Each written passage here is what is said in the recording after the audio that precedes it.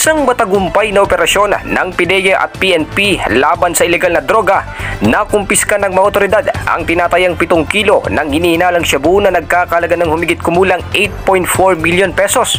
Arestadong 5 individual, kabilang ang 2 babae na edad 46 at 21 anyos, 3 lalaki na edad 41, 19 at 20 anyos sa pinagsanib na bypass operation na isinagawa noong gabi ng Pebrero 15, 2025 sa Barangay Tikay, Lungsod ng Malolos. Pinangunahan ng operasyon ng Philippine Drug Enforcement Agency o PIDEA RONCR Northern District Office sa koordinasyon ng PIDEA RONCR RSET2,